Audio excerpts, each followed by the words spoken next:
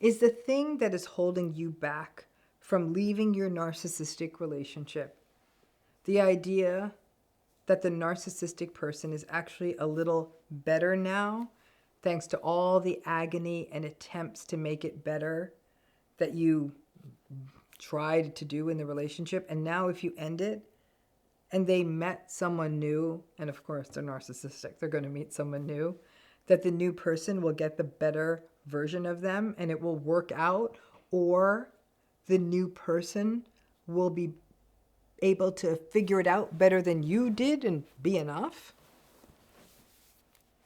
Is the thing that was a struggle in the relationship the looming threat that there was someone else out there that they would replace you with? A chronic sense of triangulation in the relationship. Maybe they were a cheater. Maybe they weren't a cheater. But there always seemed to be some kind of shady circumstance on the perimeter. They'd stay a little too late at work. There's a name that kept kind of floating into conversation. A person that you'd notice them commenting a bit too much about on social media. Is the thing in the relationship that maybe your own relationship with them started from a tricky spot?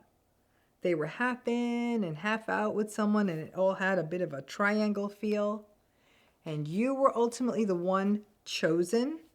They didn't choose that other people, they chose you.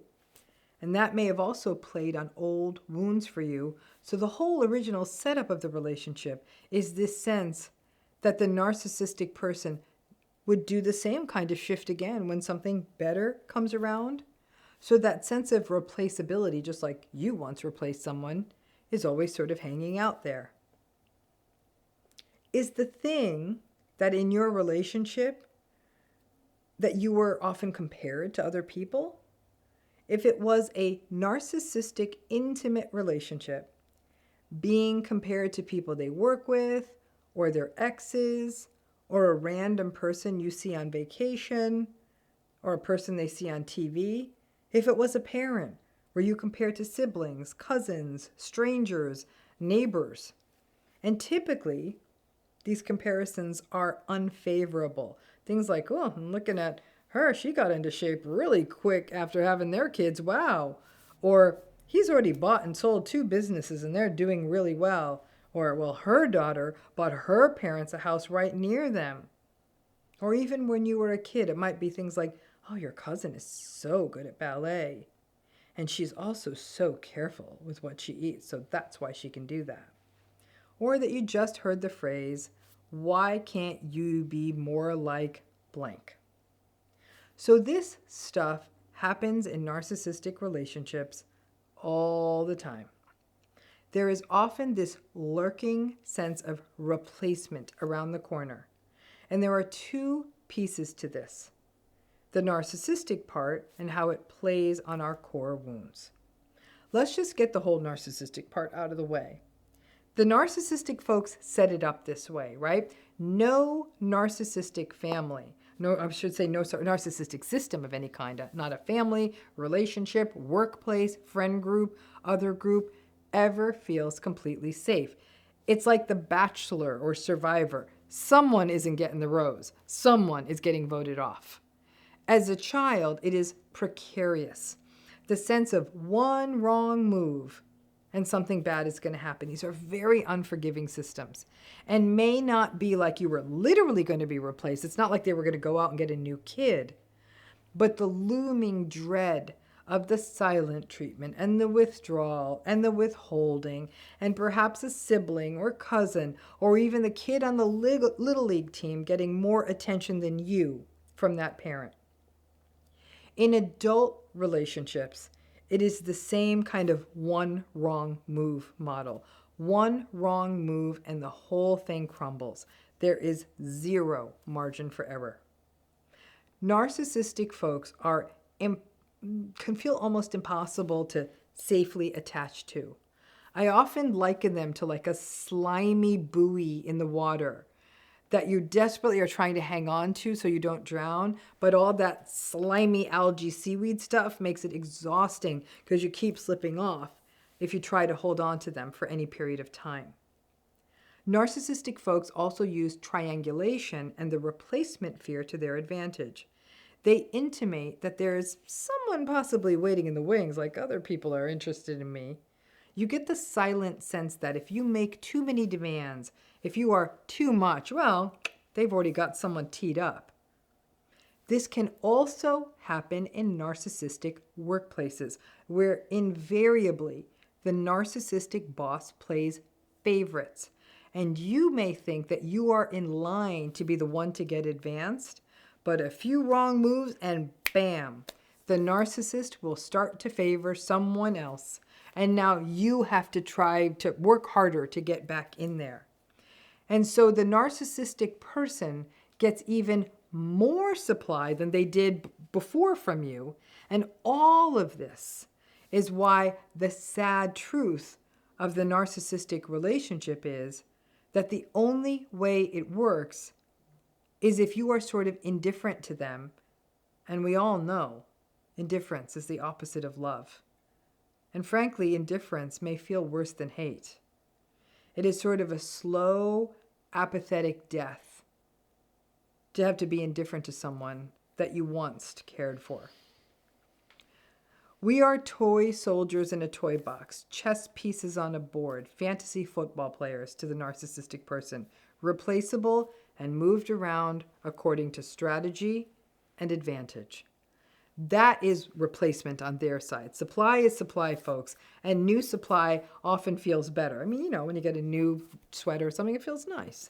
And then throw into there the bonus that they get that if you start feeling that replacement fear come up and you try harder to make the relationship work, now their whole replacement dangling, ooh, you could be replaced, is now getting them more validated and more supplied and more emboldened than before. Okay, so that's them. Short answer, narcissistic people are going to do this. And since their empathy is so low, even the narcissistic parent will do stupid things like compare their child to other children. To do that benefits the parent. It does not benefit the child. And frankly, it really doesn't benefit the parent because it does mess up their child. But I don't think a narcissistic parent is paying attention to that. But what about us?